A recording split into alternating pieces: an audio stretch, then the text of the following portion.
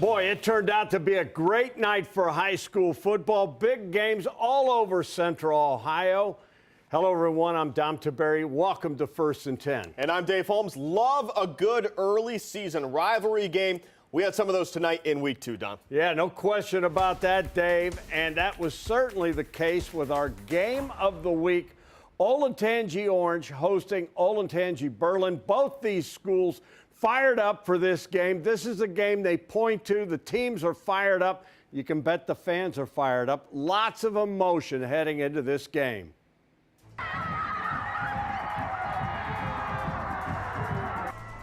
This is a third meeting between the two schools. Orange Pioneers looking to get their first win in the series, first quarter, and Berlin jumping out there. That's quarterback Harrison Brewster on the keeper. Bears led 7-0. Then it's Berlin's defense. Angelo Johnson picking off Levi Davis, and he knows what to do. Brings it back 40 yards for the touchdown, pick six. Bears led 14-0. Orange, though, comes back. Levi Davis knocking on the door, takes it in. 14-7 game, but Berlin comes back in the second quarter. It's Harrison Brewster, his second touchdown of the contest. Olentangy Berlin goes on to win 31-24.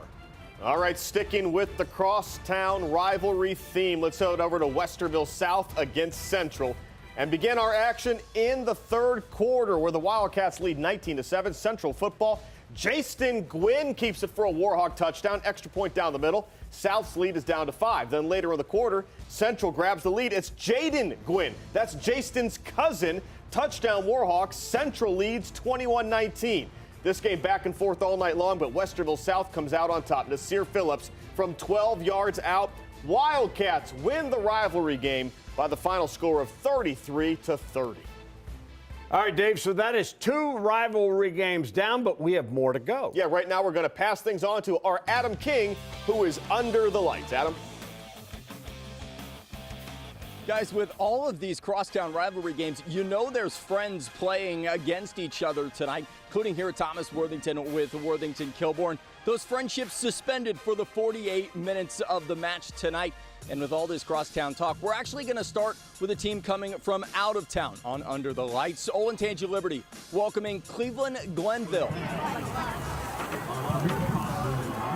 The dogs are sizzling, which means it's time for some football, and we've got Buckeyes past and future at Olentangy. There's OSU commit Demarion Witten, number 1, down to the 1, and then they give it to Deshaunte Jones. Nothing is keeping him out of the end zone today. From one Jones to another. Cardale Jones, watching on the national champion, has to be happy with the alma mater early, but he won't like this. Liberty down 14-0, and a reminder, this is Liberty country. Toby Gage heading through the heart of the defense. Is it a touchdown? It's tough to gauge for Toby, but they call him just short. Andrew Leonard, he doesn't have time to debate it. He'll just grab the ball and do it himself. Liberty on the board, but in the end, it's Cleveland Glenville getting the win. Now to the Battle of Worthington, and the sign says it all. Fear the flock. We go right to the fourth quarter. Kilbourne down by 16. Braden Pullins, though, gets the INT. He doesn't seem too fired up, but don't worry. These fans have him covered. So Kilbourne, they're on the move, trying to cut into the lead, but the ball is tipped. Where did it go? Nobody knows except for number 28. And then Thomas Worthington, they ice it with this field goal. And how about the Cardinals? They get the win 28-9 over their rival. We grew up a lot from week 1 to week 2.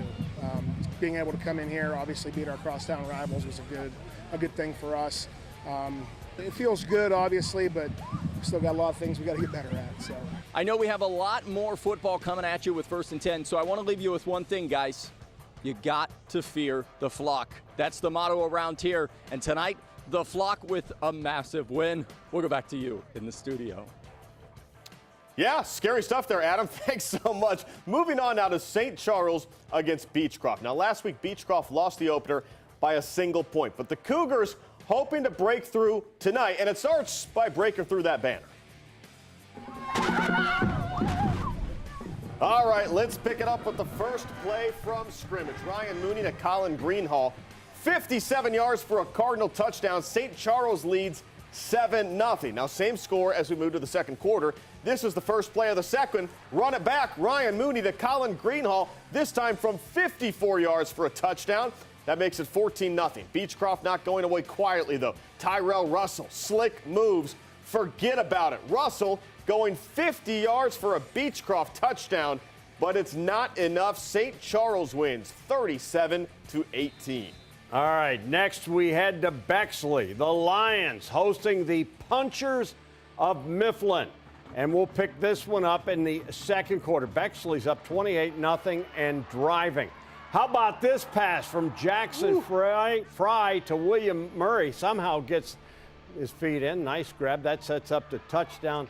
Muhammad Jalak from 3 yards out. Extra point no good. It's 34-0. And just one more. Jackson Fry goes to Jamie Wright for the touchdown. That is Wright's fourth touchdown catch of the game. Bexley wins it 47-6. So that is 6 games done.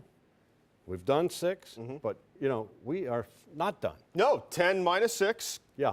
Help me with math. I'm not real good at it. Yeah, it's 4. Okay, so we have 4 left? Yeah, the math checks out. We still have 4 games to go, including another rivalry game in Hilliard. First and 10, a mathematics show. We'll be right back after this.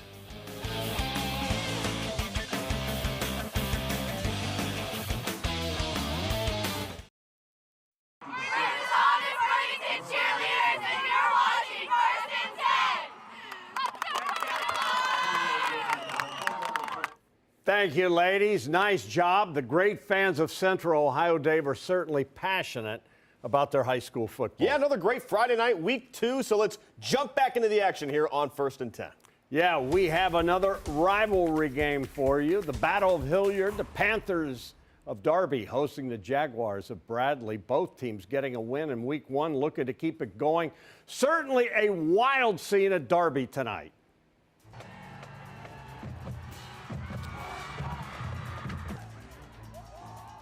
And first half action, Bradley comes out firing. Braden Flaherty, the bomb to Ethan Tibbetts. He takes it down to the 2-yard line. That sets up the touchdown. Flaherty to Preston Wolf for the score. Bradley led 7-0. Darby, though, coming back. Cole Crockett will connect on this field goal. That made it a 7-3 game. Darby, though, was playing some good pass defense in this game. Check out Drake Truesdale with the breakup. But Hilliard Bradley, they go on to win 28-10. Next, we head to Groveport, Madison. Those Cruisers hosting the Lions of Gahanna. Gahanna getting a win in week 1. Groveport looking to get their first win of the season. Opening kickoff. And this is the way you want to start a game. Check out Gahanna's Cam Frazier. I thought he was going to bring it all the way back. 60 yards, though, he brings it back down to the 21. And that would set up the touchdown. Dior Hubbard from 2 yards out. Gahanna led 7-0. Second quarter, Gahanna wanting more. Brennan Ward in for the touchdown. The extra point no good. Lions led 13-0. And then Gahanna going to keep it going. Brennan Ward goes to Tayshawn Parm. 30-yard touchdown. Gahanna wins 37-7. Dublin Jerome looked very good in a season-opening win last week over Westerville South. But the Celtics face their first road test of the season tonight against Reynoldsburg. On the road, you got to band together.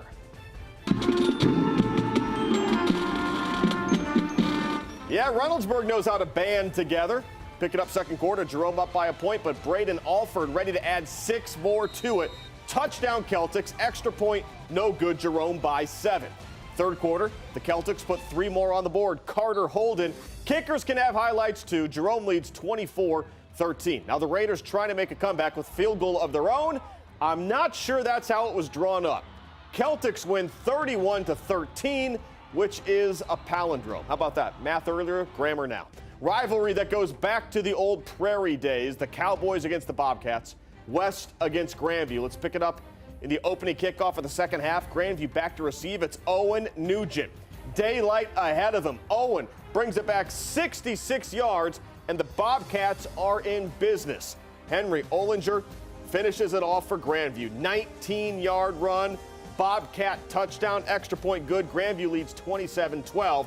Then the Bobcats clamp down on special teams. How about the blocked punt? Grandview Heights defends the home field with a 34-18 victory. All right, Dave, that is a total of 10 games for you. Look, I got the math figured out now for 1st and 10. Much easier the later we go here. We saw a lot of good plays tonight, but only a few stood out above the rest. Our top plays from week 2 coming up next, 1st and 10.